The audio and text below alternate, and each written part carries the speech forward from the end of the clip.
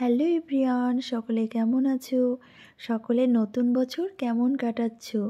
হ্যাঁ জানি, অনেকে পিকনিক করছো, অনেকে দেশ বিদেশে ঘুরে বেড়াচ্ছো। তবে আমি বাইরে কোথাও যাইনি, একদম কাছে কোলেই ঘুরে বেড়াচ্ছি।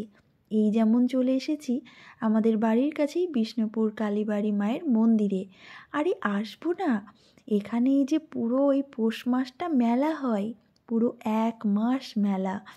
সবাই এখানে বাইরে থেকে এসেও সবাই পিকনিক করে, তারপরে পুরো মেলার আনন্দ কিন্তু নেয়। তো চলে এলাম সেই দিনকারই এই ভিডিওটা, ভাবলাম চলো শেয়ার করি। আর এই যে দেখছো মন্দিরের একদম পিছনে রয়েছে এই বিলটি। তো একদম ফার্স্টে বিলের ধারে এসেছিলাম মন্দির ঘুরে এসে।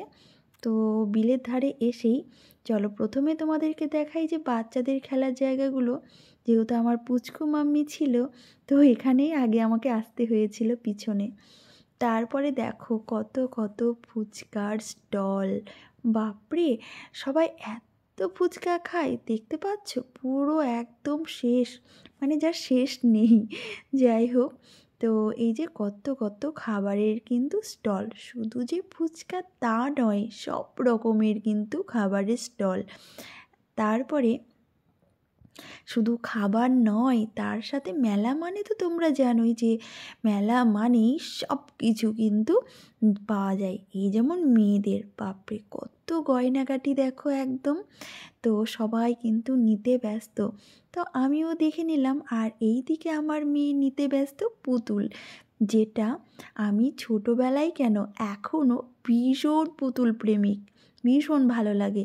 আর মেয়ের সাথে সাথে আমারও ইচ্ছেটা বেশ পূরণ হয়ে যায়। তারপরে দেখলাম এই যে কাচের জিনিস দেখতে আমার ভীষণ ভালো লাগে, তবে জানো খুব দাম, সেই জন্য এগুলোতে আর হাতই দিলাম না। তাছাড়াও রয়েছে প্রচুর জিনিস যেগুলো দেখলে আমার মনে হয় যে আমার বাড়িতে যেন কিছুই নেই। আর এই যে দেখছো পুরো একদম জ্যান্ত মা, মানে ইনি সেজেছেন পুরো, দেখে মনে হচ্ছে না একদম পুরো কালী মা।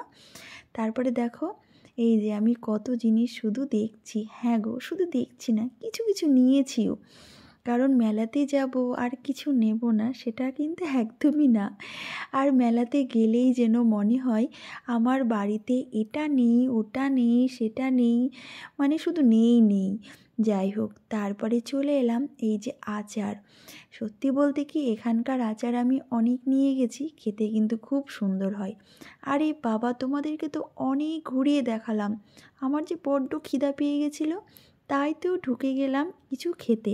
আর হ্যাঁ, সেই দিন মেলায় আসার একটাই কারণ, আমার মা এসেছিল, তো সেই জন্যই আরও এসেছিলাম। তারপরে ওইদিকে কিছু খাবার খেয়ে একদম সন্ধ্যার টাইমে এই যে দই ফুচকা, যেটা আমার ভীষণ ভালো লাগে খেতে, তো এইটা খেতে গিয়ে আমার বর আমাকে হাসাচ্ছিল, তো আমি ভীষণ হাসছিলাম। তারপরে আর কি, এবার বাড়ি ফেরার পালা। তো তোমাদের কেমন লাগলো ভিডিওটা জানিও কিন্তু। টাটা।